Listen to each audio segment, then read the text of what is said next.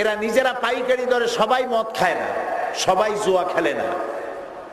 এরা একদিকে সিনেমাও বানায়, কিন্তু তাদের সংখ্যা খুবই কম, 0%। আর মসজিদ যারা বানায় তাদের সংখ্যা 100% ওভার। কাজী এদেরকে ধ্বংস করা যাবে না, মদ দিয়া, জেনা দিয়া, জুয়া দিয়া ধ্বংস করা যাবে না। কিভাবে ধ্বংস করতে হবে? মূল আকীদার ভেতরে, মূল বিশ্বাসে গলদ ঢুকায় দাও, ওরা মারামারি লেগে যাক। এখন আমরা যাতে মারামারি করে লাগতে পারি, সেজন্য মূল জিনিসে আসবে না, শাখায় গিয়ে লাগবে।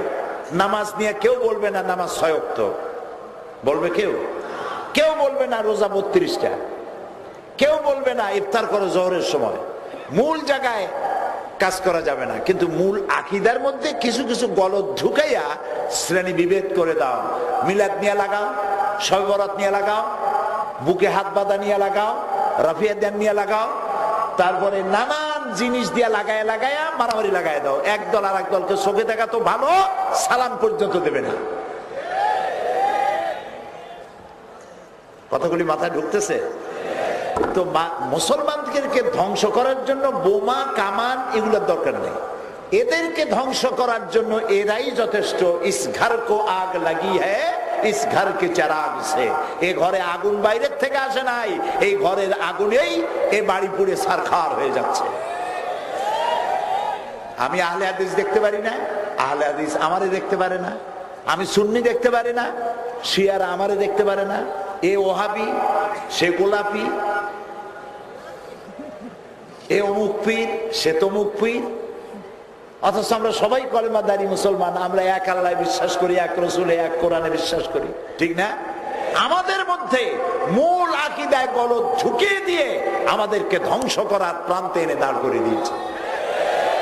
এখন এই ধ্বংস থেকে যদি বাঁচতে চাই, তাহলে আমাদেরকে ফিরে আসতে হবে এক আল্লাহ, এক রসুল, এক কোরআনের দিকে। এইখানেই আমাদেরকে বাঁধতে পারবে। এর জন্য কাবা শরীফ একটাই, মুসলমানদেরকে একতাবদ্ধ করে রাখার জন্য একটা কাবা। কাবা কয়টা? একটা কাবা। একজন বিশ্ববিখ্যাত ইসলামী চিন্তাবিদ তিনি বলেছেন, যারা আল্লাহ নাই বলেন, যারা ইসলামকে গুরুত্ব দিতে চান না, তাদেরকে একটা চ্যালেঞ্জ করি। এই যে আমাদের কাবা শরীফ আছে, তোমরা যারা পৃথিবীর পরাশক্তি, বিরাট বিরাট টাকার মালিক, অসংখ্য টাকার মালিক, পৃথিবীর শ্রেষ্ঠ মোড়ল বোঝেন তো? আমাদের এখানে একজন মন্ডল আছে, মন্ডল না কিন্তু মোড়ল। তো পৃথিবীর সবচাইতে বড় মোড়ল, দুনিয়ার অভিভাবক বলে দাবি করে যারা, ওরা ওদের দেশে একটা কালো ঘর বানাক, একটা গেলাপ লাগাক, তারপরে বলুক যে এটা কাবা ঘর, এটা আল্লাহর ঘর, তোমরা তোয়াফ করো, দেখি কার ছাতায় তোয়াফ করতে যায়। যাবে কেউ যাবে না। তাহলে আমাদের মূল জায়গায় ফিরে আসতে হবে যদি ভাগ্য বদলাতে চাই। কালকে হাত উঁচু করছিলেন না সবাই? ভাগ্য যদি বদলাতে হয় তাহলে মূল জায়গায় আসতে হবে, এখানে আসতে হবে। এখানে সব আছে। আমার জীবন পরিচালনার সমস্ত বিধি, জীবন নির্দেশিকা, জীবনের ইন্ডেক্স, সূচি, আমি কি চাই, আমার জীবন কিভাবে পরিচালিত করব, সব এখানে আছে। এই আকীদায় আসতে হবে, আর এটার ব্যাখ্যা হাদিসের কাছে যেতে হবে। আগে আসবো কোরআনের কাছে, তারপরে যাব হাদিসের কাছে। এই দুইটার কোনোটা যদি না বুঝি, তখন যাব ফিকহবিদদের কাছে। এই জন্য ইমাম আবু হানিফা রাহমাতুল্লাহ আলাইহি বলেছেন, কোন ইমাম ছোট নয়। ইমাম যারা, তারা অনেক বড় বড় আলেম। এখন যে সব আলেমরা দুনিয়ায় জন্মগ্রহণ করেছেন, ওনারা ওই সব ইমামদের জুতা সাফ করার যোগ্যতাও রাখেন না। এত বড় বড় মাকাম তাদের ছিল। ইমামে আজম ইমাম আবু হানিফা রাহমাতুল্লাহ আলাইহি বলেছেন, ইজা সাহাল হাদিসু ফাহুয়া মাযহাবি ওয়াতরুকু কাউলি বিখাবারিন নবী সাল্লাল্লাহু আলাইহি ওয়াসাল্লাম। আমার মতের সামনে, শুনতেছেন আপনারা? কে বলতেছেন? ইমামে আজম। আমার মতের সামনে যদি সহিহ হাদিস পাওয়া যায়, আমার মত পরিত্যাজ্য, হাদিস সেখানে গ্রহণীয়, হাদিসকে গ্রহণ করবে। তো ওই বিষয় আলোচনা করার ব্যাপার আমার আজকে না, আমি তো অন্য কথা বলবো। আমি বলতে চাচ্ছি যেটা, আমাদের মধ্যে বিবেকটা কমায় আনতে হবে। আর বিবেকটা যদি কমাতে চাই, আমরা যদি বাঁচতে চাই, আপনারা কি বাঁচতে চান? বাঁচতে চান? সম্মান নিয়ে বাঁচতে চান? মর্যাদা নিয়ে বাঁচতে চান? সম্মান নিয়ে, মর্যাদা নিয়ে পৃথিবীতে যদি বাঁচতে চান, সব মুসলমানকে ফিরে আসতে হবে কোরআনের কাছে, এর কাছে আসতে হবে। তাহলেই আমরা সম্মান নিয়ে আবার দাঁড়াতে পারবো। শুরু করা যাক। তাহা মা আনজালনা আলাইকাল কুরআনা লিতাশকা ইল্লা তাযকিরাতান লিমান ইয়াখশা তানজিলাম মিম্মান খালাকাল আরদা ওয়াস সামাওয়াতিল উলা। তাহা মা আনজালনা আলাইকাল কুরআনা লিতাশকা, ও নবী, ও হাবিব, কোরআন আমি আপনাকে এজন্য দেই নাই যে এর কারণে আপনি কষ্ট পাবেন, বরং কোরআন এটি নসিহত, এটা কষ্ট দুঃখ মোচন করার জন্যই আমি নাজিল করেছি, ওদের জন্য, লিমাইয়াকশা, যারা তার রবকে ভয় করে চলবে, সুবহানাল্লাহ, যারা তার প্রভুকে মেনে চলবে। আর এটা নাজিল করেছেন তিনি, যিনি আকাশ এবং জমিনকে সৃষ্টি করেছেন। আপনার এই প্যান্ডেলটা তৈরি করতে কতগুলি খুঁটি লাগছে গুনতে সময় লাগবে, ঠিক না?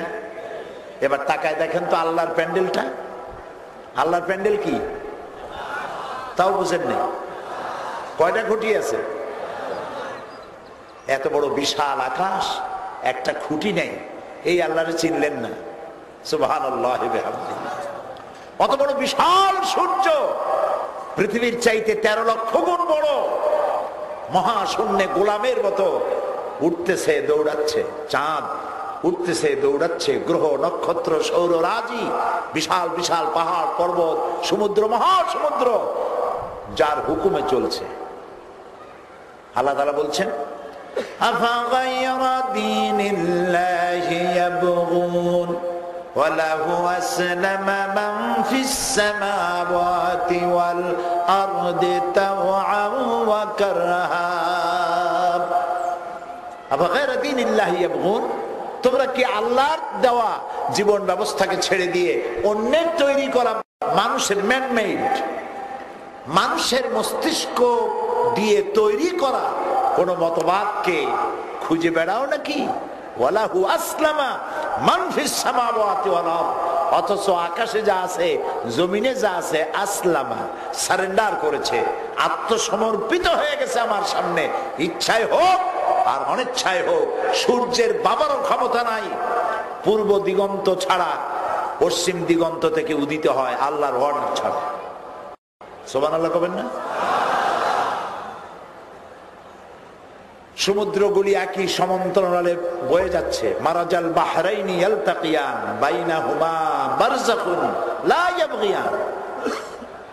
একদিকের পানি মিষ্টি, আর একদিনের পানি লবণাক্ত, মাঝখানে কোনো হিজাব নাই, পার্টিশন নাই, পর্দা নাই।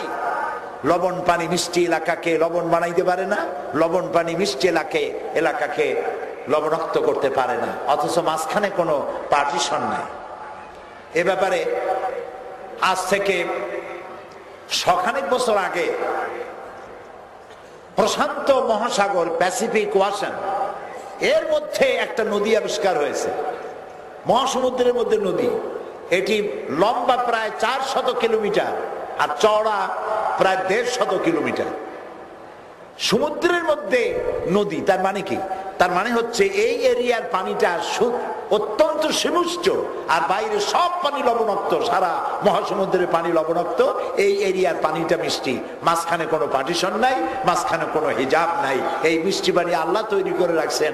লবণ পানির ভেতরে যে সমস্ত জলচর প্রাণী আছে, জাহাজে মানুষ ঘুরে বেড়ায়, পানির যদি অভাব ঘটে, মিষ্টি পানি, স্রষ্টা সেখানে পানির বন্দোবস্ত করে রেখেছে। আল্লাহর হুকুম মানতেছে তারা। চাঁদে মানে, সূর্যতে মানে, পাহাড়ে মানে, সবাই মানে। আর যারা হুকুম মানে তারাই শান্তিতে থাকে। এটা ঠিক কিনা? বাঘেরা কোথায় থাকে? বাঘ জঙ্গলে থাকে, সাপেরা গর্তে থাকে, সিংহরা জঙ্গলে থাকে। বাঘ সিংহ তারা যদি মিছিল করতো যে না থাকবো না আর বদ্ধ ঘরে, দেখবো এটা এবার পাবনাটারে, এই বলে যদি জঙ্গল থেকে মিছিল করে বেরিয়ে আসতো বাঘেরা সাপেরা, তাহলে আপনারা থাকতে পারতেন? ওরা মিছিল করে না, না খাইয়াও মরে না, ক্ষুধার জ্বালায়। দেখা গেল আজকের পত্রিকায় ক্ষুধার জ্বালায় 500 বাঘ না খেয়ে মারা গেছে সুন্দরবনে। এরকম একটি খবর শুনেছেন কখনো? সমুদ্রের ভিতরে হাঙ্গর আর কুমির মারামারি করে 2000 কুমির আর হাঙ্গর মারা গিয়েছে। পুলিশ সেখানে কারফিউ দিয়েও ঠেকাইতে পারে নাই। এরকম হয়েছে কখনো? হয় নাই। আকাশে অসংখ্য তারকারাজি, সৌরজগৎ, মিল্কি ওয়ে, ছায়াপথ, অসংখ্য তারকা, গ্রহ নক্ষত্র, সৌররাজি, নবমণ্ডল সব আপন আপন কক্ষপথে ঘুরে বেড়াচ্ছে। একটার সাথে আর একটার সাথে গুতা লাগিয়ে ভাঙ্গিয়া সর্বনাশ হয়ে পড়েছে। পাবনার মানুষ দৌড়াবে কোথায়, দিশা পাবে না। এরকম হয়েছে কখনো? তাহলে দেখা গেল আল্লাহর আইন ওরা মানে, তাই ওদের মধ্যে ঝগড়া নাই। বাঘেরা মারামারি করার মতো অস্ত্র আছে না? তাও কয়টা? কি অস্ত্র? বন্দুক না, মূলার মতো দাঁত, আর কি সুচালো দাঁত। হাতের মধ্যে কি আছে? নখর। আর আছে প্রচন্ড শক্তি। আপনার টয়োটা গাড়ি যেভাবে দৌড়ায় তার থেকেও জোরে দৌড়াইতে পারে চিতাবাঘ। তাহলে দেখা গেল দৌড়াতে পারে, ক্ষিপ্রতা আছে, হিংস্রতা আছে, মারামারি করার মতো অস্ত্রপাতি হাতেই আছে। সাপে দংশন করবে, সাথে সাথে মারা যাবে মানুষ। সাপ তো ভালো, এই যে বল্লা ভীমরুল চেনেন? ক্যাপসুলের মতো, দুই দিকে হলুদ রং, মাঝখানে কালো ব্যান্ড লাগানো। এদের সকলের কাছে অস্ত্র আছে, এমনকি কুত্তার কাছেও অস্ত্র আছে। কুত্তায় কামড় দিতে পারে, কিন্তু আপনার ঠ্যাং পেঁচাইয়া একটা কামড় দিল, আল্লাহ যেন না করে, আমিন বলে। কিন্তু এর জবাব কি আপনি দিতে পারবেন ওরে? লাঠি ছাড়া আপনি কি ওরে কামড়াইতে পারবেন? আপনার দাঁত ভাঙবে, আরো একটা কামড় খাবেন, কিন্তু আপনি কিছু করতে পারবেন না। তো ওদের কাছে এত অস্ত্র, অথচ তারা মারামারি করে না।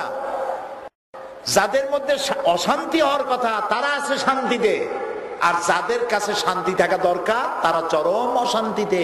তারা হলে এই মনুষ্য জাতি, মারামারি করার মতো কিচ্ছু নাই। আপনি কার নড়াইতে পারবেন না। আপনার হাতে এমন নখও নাই যা দিয়ে চামড়া শুদ্ধ সিলাই নিয়ে আসতে পারবেন। এমনি খামসি দিতে পারবেন, কিন্তু তাতে তেমন কিছু ক্ষতি হবে না। আপনি যদি মারামারি করতে চান, অস্ত্রের আশ্রয় নিতে হবে, ঠিক কিনা? তাহলে শান্তি থাকার কথা ছিল কাদের মধ্যে? মানুষের মধ্যে।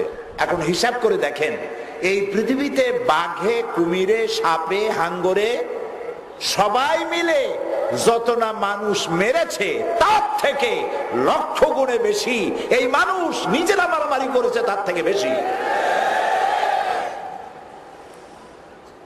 অথচ আমাদেরকে আল্লাহ তাআলা বানাইছিলেন লাকাদ খালাকনাল ইনসানা ফি আহসানি তাকওয়িম, সব থেকে সুন্দর করে বানাইছি আমি মানুষ। ওয়া লাকাদ কাররামনা বানি আদম, বনি আদমকে সব থেকে মর্যাদা দিয়েছি আমি, সুন্দর করে বানাইছি এই মানুষগুলিকে। সুম্মা রাদাদনাহু আসফালা সাফিলিন, এই মানুষগুলি যারা দিলাম সম্মান, সে নিচে নামতে নামতে নামতে এত নিচে নামলো, শয়তান গালে হাত দিয়ে তাকায় দেখে, ওরে বাবা ওদ্দুর নামলো কেমনে? শয়তানও একদম নামতে পারে না। মানুষ পুরুষে